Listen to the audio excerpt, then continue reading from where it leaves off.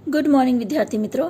कक्षा 11 विषय हिंदी आरोह भाग 1 हमारी पाठ्य पुस्तक की चौथी कविता है वे आंखें। कवि का नाम है सुमित्रा नंदन पंत। पिछले वीडियो में हम लोगों ने 5 पैराग्राफ की चर्चा कर ली थी, जिसमें हमने पढ़ा था कि किसान के बेटे की मृत्यु हो जाती है, महाजन किसान का घर बिकवा देता है और जो बर्धों की जोड़ी यानी बैलों की जो जोड़ी होती है उसे भी बिकवा देते हैं। अब हम आगे पढ़ेंगे। किसान की एक प्यारी गाय है, उसके बारे में किसान बता रहा है। उजरी उसके सिवा किसे कब पास दुहाने आने देती, आंखों में नाचा करती उजड़ गई जो सुख की खेती। आगे सुमित्रा नंदन पंत बता रहे हैं कि किसान की जो गाय है उसका नाम उजरी था। उजरी किसान के सिवाय किसी और के पास या किसी और को अपने पास दूध दुहाने आने नहीं देती थी। मजबूरी के कारण किसान को गाय को भी बेचना पड़ता है। एक एक करके जीव जंतु सारे किसान के बिक जाते हैं। ये बात किसान को अंदर अंदर कचोटती है। ये सारे दुखद दृश्य उसके आंख के सामने घूमने लगते हैं। बिना दवा दर्पण के घरनी, घरनी यानी घरवाली,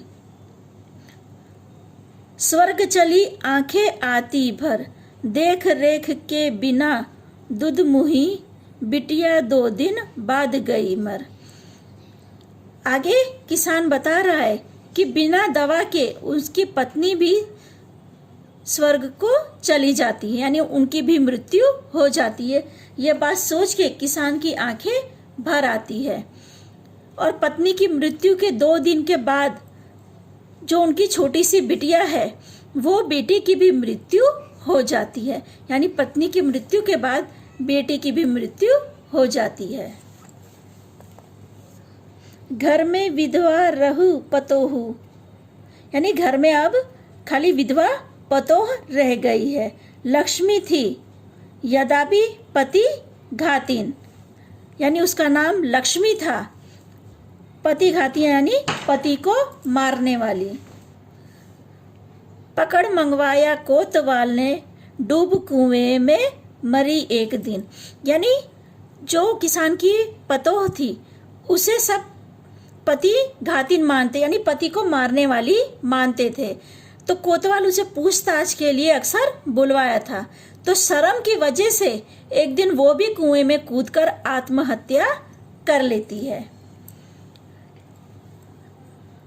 खैर पैर की जूती जोरू, ना सही एक दूसरी आती, पर जवान लड़के की सुध कर, सांप लौटते फटती छाती। सांप लौटते यानी अधिक व्याकुल होना, ये मुहावरा है। फटती छाती यानी बहुत दुख होना। यहाँ पे समाज की सोच के बारे में बताया गया है कि जो औरत है वो पैर की जूती के समान होती है, एक नहीं तो दूसरी आएगी। यानी अगर पुत्र वधू मर जाती तो उसके बाद लड़के की दूसरी शादी कर सकते हैं, या वो छोड़ के चली जाएगी तो लड़के की दूसरी शादी हो सकती है।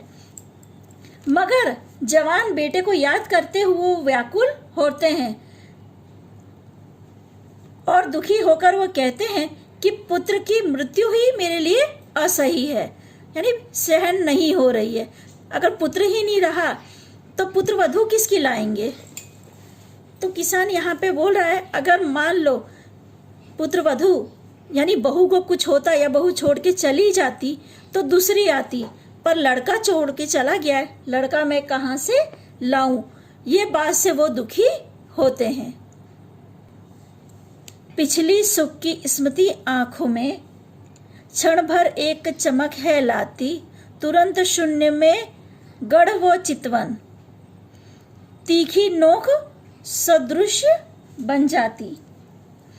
यहाँ पे किसान बता रहे हैं, अरे सॉरी, सुमित्रा नंदन पंत किसान के बारे में बताते हुए कहते हैं कि किसान अपने अतीत के खुशी के दिन याद करते हैं तो उसकी आंखों में चमक और खुशी की लहर दौड़ जाती है।